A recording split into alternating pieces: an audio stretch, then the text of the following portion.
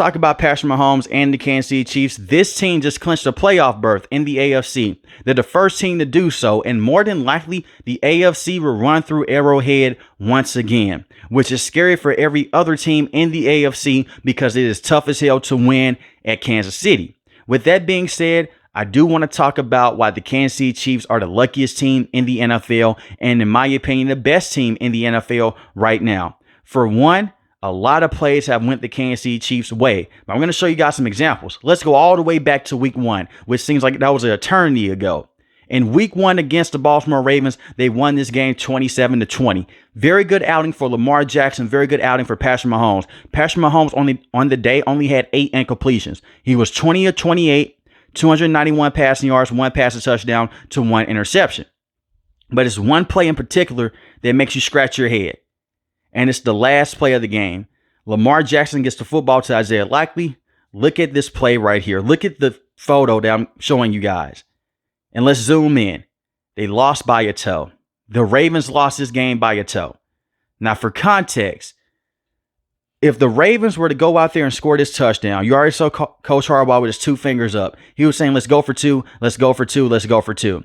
They would have to go out there and have a successful 2-point conversion against Patrick Mahomes and the Kansas City Chiefs. And I don't blame them. I would not want to see this quarterback and this team and Andy Reid in overtime. Look at what they did against Baker Mayfield and the Tampa Bay Buccaneers many months later. But they won this game by a toe. You could say, hey, just good luck. They just had good luck on the day that Isaiah Likely was not able to get 2 feet in bounds. I look at it from a different lens. They forced the Baltimore Ravens to be one-dimensional. They stopped the run game. And I hate when top analysts come out and say, why don't the Chiefs run the football more against, why don't the Ravens run the football more against the Kansas City Chiefs, Why don't they just go out there and run with Derrick Henry? It's hard because they have one of the best rushing defenses in the NFL year in and year out, even dating back to last season. And the NFL playoffs, they were stopping the run game with Lamar Jackson. They didn't let him get outside the pocket. They didn't let Derrick Henry go out there and dictate the game. They forced Lamar Jackson to be one-dimensional. They forced him to be a pocket passer at times. And Lamar Jackson has done a phenomenal job of that this year. Hell, he had a very good game against the Chiefs in week 1. It wasn't good enough. They're able to go out there. They're able to stop the run game, and they force Lamar Jackson into bad situations. They force him to be one-dimensional. And we could talk about how Mark Andrews is not fully healthy in the NFL playoffs. Let's talk about how Charles Omenihu, one of their best pass rushers, was not healthy, dealing with a torn ACL. A lot of these things are lost in context with the Chiefs because most people hate them because they're winning too much. But in week 1, elite game plan by the defensive coordinator, Steve Spagnuolo, and Patrick Mahomes went out there. He had a very good day, despite that interception. In week 2, against the Cincinnati Bengals, look at this situation right here. It's late in the game. The Bengals are up. Just a couple plays ago, before this play happened, Joe Burrow fumbles the football. The Kansas City Chiefs go out there. They score off of that. They get points off of it. This is a potential game-winning drive, and it is a game-winning drive for the Kansas City Chiefs and Patrick Mahomes. Defensive pass interference. It pushes the Chiefs into field goal range. Now, this is one of those plays. I'll let you guys decide. Is this defensive pass interference? To me, I believe it is. He hit the wide receiver in his back before the ball got there. But at the same time, he's facing the football. He's looking at the football. But the referees came out. They said it's defensive pass interference. And this would set the Kansas City Chiefs up for a field goal. They will win the game 26-25. 2 games so far that they've won by 1 score. And they've won 9 games this season by 1 score, the most in the NFL. If they continue to head down this trend, it's going to be the most ever in the NFL in 1 season. Now, this game right here in particular made me upset, and I'm not even an Atlanta Falcons fan. You look at this photo right here. Kyle Pitts in the back of the red zone. This man has a defensive player in his chest. His head is not turned around. Now, I just showed you guys what they call defensive pass interference the week before on the Cincinnati Bengals. And by the way, it's 2 different referee units. This is a different referee unit than the week before. Immediately when that play was over with last week, they throw the flag. They did not call a flag on this play. This should have been a flag. And what is so upsetting, if you are a Falcons fan, they lost this game 22-17, yet another game dictated by 1 score for the Kansas City Chiefs. That sucks. You have to call this play. I understand that referees miss plays. They're not AIs. They're not perfect. This is blatant pass interference. You can't even see this man's face, and he's defending Kyle Pitts before the football got there. But the Kansas City Chiefs win this game. And I would give Patrick Mahomes and the defense credit. They did a very good job on stopping Kirk Cousins and stopping the run game. Patrick Mahomes was 26 of 39, 217 passing yards, 2 passing touchdowns to just 1 interception. And he did miss 4 throws in this matchup. 1 throw that could have potentially went for a touchdown. So these are the first 3 games of the season. They're 3-0 by 1 score. And it came down to a toe. It came down to defensive pass interference, and it came down to a play the referees did not call. 3 wins, good wins because there's no such thing as a bad win, but 3 alarming wins if you are Andy Reid because he hates to win this way. Now, week 10, I don't believe this is luck. Leo Chanel, who had a very good game week 1 against the Baltimore Ravens, he's going out there. He's keeping Lamar Jackson at bay. He's stopping Derrick Henry. He was phenomenal on the defensive side of the ball. This man comes out of nowhere. He blocks the kick with the Denver Broncos. And he goes into the press conference and says, hey, we practice this every week with the special teams coach. Great play by him. They blocked this kick. Now, if this happened in the first, second, or even third quarter, you may say, hey, you know what? It is what it is. The Denver Broncos can overcome it. The Denver Broncos did everything right in this matchup except for execute the field goal. The Denver Broncos lost this game. You guessed it, by 1 score, 16-14. They lost this game by 2 points. If he makes this field goal, they would be up 17-16. And this was a potential game-winning field goal. There were 0 seconds left on the clock. And they win this matchup. Patrick Mahomes on the day was 28-42. 1 passing touchdown, 0 interceptions. He got sacked 4 times. And it also showed a major weakness in this game of the Kansas City Chiefs that I'm going to touch more in depth about in the next couple of minutes. But it showed that this offensive line, they're dealing with a lot of problems on the outside. Yet another game dictated by 1 possession. The next week, they lose to the Buffalo Bills. This will be their first and only loss of the season as I record this video. They lost this game 30-21. The week after that, they go against the Carolina Panthers. They beat the Carolina Panthers 30-27. Bryce Young has one of the best games of his career. They came in as a 14-point underdog, and they pushed the Kansas City Chiefs to a 3-point game. That's alarming if you are a Chiefs fan, but you guys know what I say on this channel. A win is a win. Doesn't matter how you get it. Doesn't matter if you win by 1 or 2 points. A win is a win. And for the Kansas City Chiefs, they went out there and they did more than the Carolina Panthers did to win this game. And I don't believe the referees really helped them out in this matchup. As a matter of fact, it's the complete opposite. It was a lot of pass interference plays called against the Kansas City Chiefs on Adam Thielen.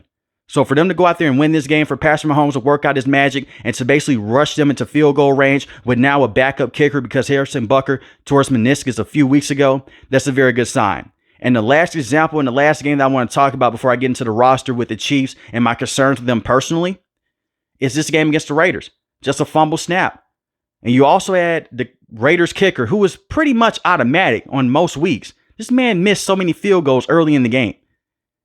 This man missed so many field goals, and they've still found a way to lose this game. This is a potential game-winning drive for the Raiders. Aiden O'Connell does not call for the football at all. He's not paying attention. The center snaps the ball. It bounces off his arm. The Chiefs recover it. That's ball game. So these are 5 games that could have went in the other direction. But at the same time, I want to give the Kansas City Chiefs a lot of credit. And I want to give Andy Reid a lot of credit. I know it's the unpopular thing to do, but Andy Reid has been one of the best coaches in the NFL since he acquired Patrick Mahomes. Even before then, even with the Philadelphia Eagles, he's a very good coach. But I look at this Chiefs team. They're very disciplined. They don't get as many penalties as the other team. Trust me, there'll be times where Jawan Taylor will hold or when the defensive player will hold. They're not a flawless team, but they do enough to beat you and they put you in uncomfortable situations. They're still figuring things out on the offensive end with Isaiah Pacheco coming back. He was able to play against the Las Vegas Raiders. He had a very good outing, 7 carries, 44 rushing yards. Up to this point, Kareem Hunt has been their main running back to go to, and he's not the same player that he once was many years ago. He's not even the same player that he was when he first joined the Cleveland Browns. You have DeAndre Hopkins, who is a veteran, still a very good wide receiver, but Rashee Rice is supposed to be in this position. He got injured against the Los Angeles Chargers. Hurt his knee. If you're a Chiefs hater, I would give you more ammunition. When they went against the Chargers, their 2 top starting tackles were out. Justin Herbert was dealing with a sprained ankle, and they won that game 17-10. They just find a way to win. When I look at the roster for the Kansas City Chiefs and why I believe they're still the best team in the NFL, even though they're barely winning games, it seems like. You have Patrick Mahomes. He hasn't played his best, and you're still winning these games. He's missed easy throws throughout this entire season that he normally hasn't missed. Over the last couple of weeks, he's starting to look like how he looked many years before, and even last season before he was dealing with problems with his accuracy. It's this offensive line that's a major issue. He got sacked 5 times against the Las Vegas Raiders. He got sacked many times against the Carolina Panthers, and the Carolina Panthers have one of the worst defenses in the NFL. The Denver Broncos have shown a blueprint how to go out there and slow down this offense for the Chiefs. Their tackle situation, left and right tackle, is not good. Their interior offensive line is one of the best in the NFL with that trio. But they had tackle problems last season, and they still made it to the Super Bowl, and they won the Super Bowl. But this time seems like it's a bit different. Patrick Mahomes, even when he's throwing touchdowns in the red zone, he's getting hit. And he's not just taking regular hits, he's getting blown back a couple of yards. When I look at this situation for the Chiefs, it's going to come down to Andy Reid. Can he figure out the tackle situation?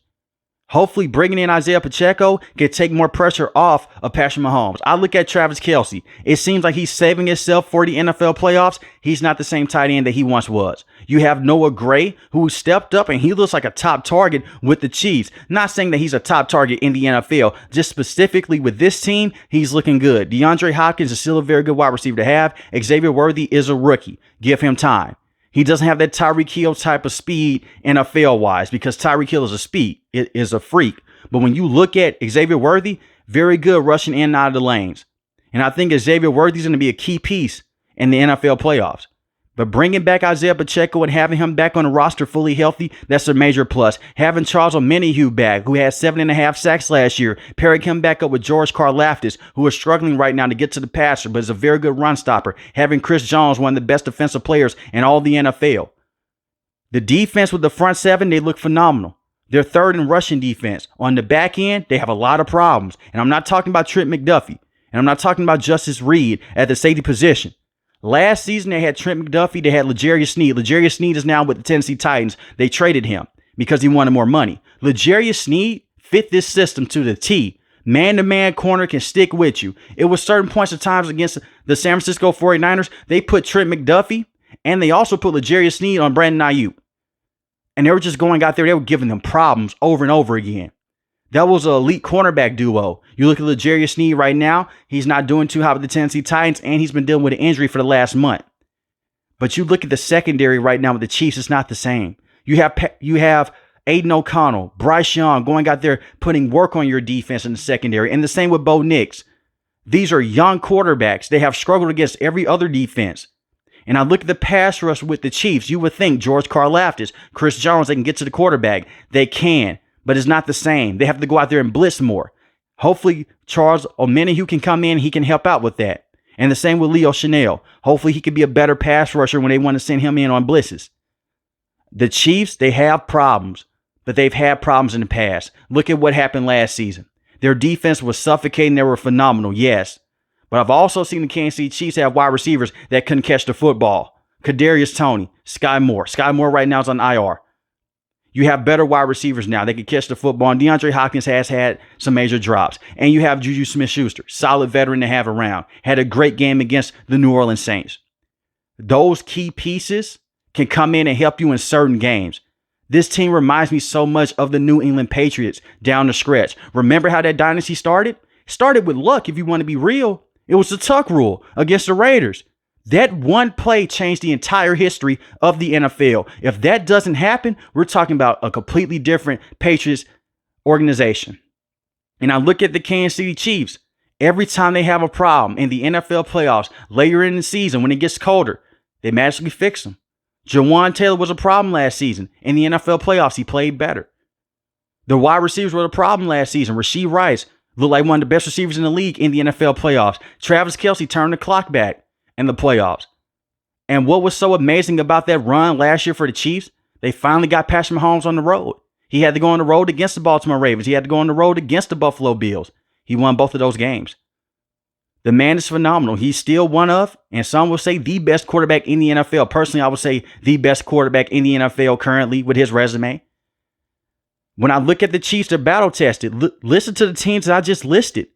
They went out there against the Buffalo Bills. They lost to them. That's a complete contender in the AFC. They beat the Baltimore Ravens, yes, by a toe, but they beat them. The Denver Broncos, it seems like they're going to make the NFL playoffs. They beat them also. The Atlanta Falcons, right now, they lead their division. They're not one of the best teams in the NFL, but they beat them. The San Francisco 49ers, at that point in time, playing great defense against the Kansas City Chiefs, they found a way to win. That's what I'm basically trying to say. They just find ways to win.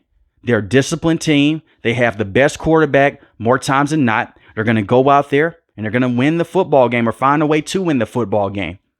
Will they have some losses here and there? Yes, I expect for them to lose some more football games as the season comes to an end. Maybe against the Denver Broncos, and they face them again. They'll go against the Steelers. We'll see what happens in that matchup. The Steelers offense can't score right now, but they can get after your quarterback. But when you're in close matchups with the Raiders and you're in close matchup with the Panthers, that's not a good sign. But we've seen this in the past. I'm not going to count this team out. Their schedule has been tougher than the Detroit Lions because I can see a lot of Lion fans right now saying, hey, we're the best team in the NFL. The schedule for the Chiefs is tougher. For the Lions, not so much. Yes, you get to go against the Green Bay Packers twice and the Minnesota Vikings twice. And I have a lot of questions about the Lions defense without Aiden Hutchinson and with all the injuries they've been dealing with over the last couple of weeks, and especially after this Bears game.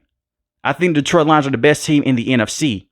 The best team in general, I think it's the Kansas City Chiefs. But let me know in the comment section below how you guys feel about this video and how you guys feel about the Kansas City Chiefs moving forward. If you're new to the channel, hit the subscribe button. If you like the video, hit the like button. Most importantly, we want each and every last one of you guys stay safe, stay positive. Thanks for the video, guys. God bless. Peace.